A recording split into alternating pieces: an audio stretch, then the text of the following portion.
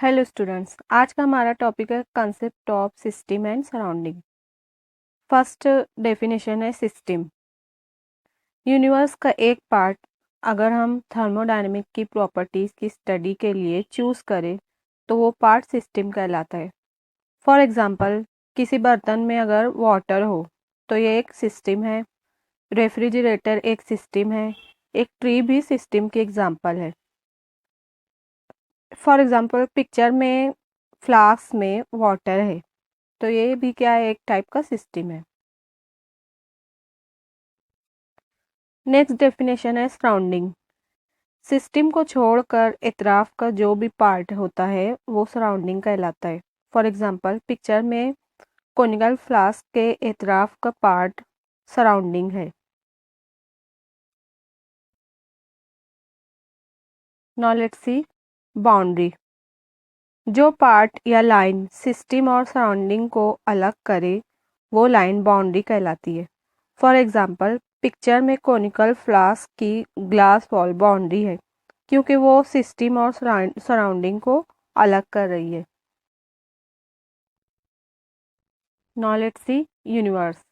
System और surrounding से मिलकर यूनिवर्स बनता है। फॉर एग्जांपल, पिक्चर में कोनिकल फ्लास्क का वाटर और उसके अराउंड का पार्ट मिलकर यूनिवर्स बना रहे हैं।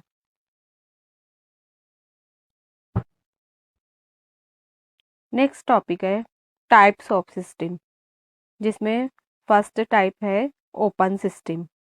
ऐसा सिस्टम जो मैटर मींस मास और एनर्जी मींस हीट दोनों सराउंडिंग से एक्सचेंज करे तो ये ओपन सिस्टम कहलाता है।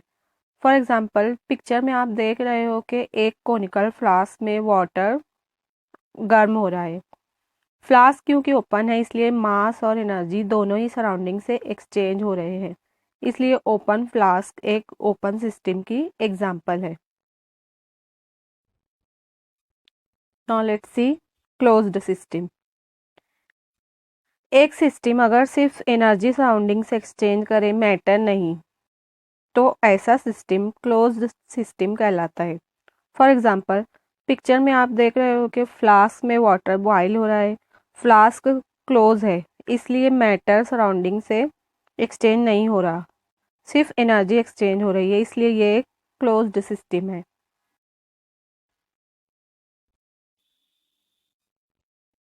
थर्ड सिस्टम है आइसोलेटेड सिस्टम। एक सिस्टम में अगर ना ही मैटर और ना ही एनर्जी दोनों ही सराउंडिंग से एक्सचेंज नहीं हो रहे हैं तो ऐसा सिस्टम आइसोलेटेड सिस्टम कहलाता है। पिक्चर में आप देख रहे हो कि एक इंसुलेटेड कोनिकल फ्लास्क है जिसकी वजह से ना ही मैटर ना ही एनर्जी दोनों ही सराउंडिंग से एक्सचेंज नहीं हो रही है। Now let's see some other definitions of systems. First one is homogeneous system. एक सिस्टम में अगर दो फेस सेम हो तो ऐसा सिस्टम होमोजीनियस सिस्टम कहलाता है। फॉर एग्जांपल, दो लिक्विड का अगर एक सोल्यूशन हो तो ऐसा सोल्यूशन होमोजीनियस सिस्टम की एग्जांपल है, लाइक विनेगर।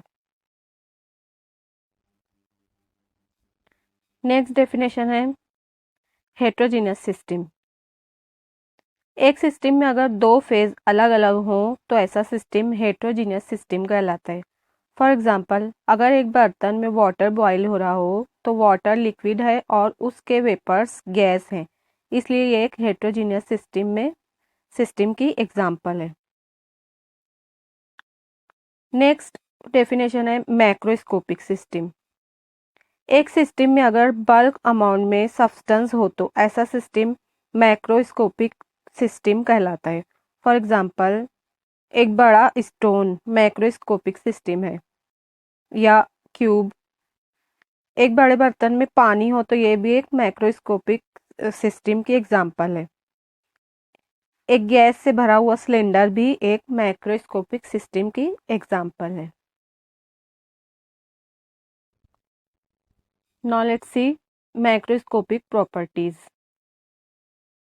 अगर हम एक मैक्रोस्कोपिक सिस्टम की प्रॉपर्टीज की स्टडी करें तो ऐसी प्रॉपर्टीज मैक्रोस्कोपिक प्रॉपर्टीज कहलाती हैं। फॉर एग्जांपल, एक बर्तन में वाटर बॉईल हो रहा है तो ये एक मैक्रोस्कोपिक सिस्टम है और अगर हम वाटर का टेम्परेचर मेज़र करें तो ये उस सिस्टम की मैक्रोस्कोपिक प्रॉपर्टी है।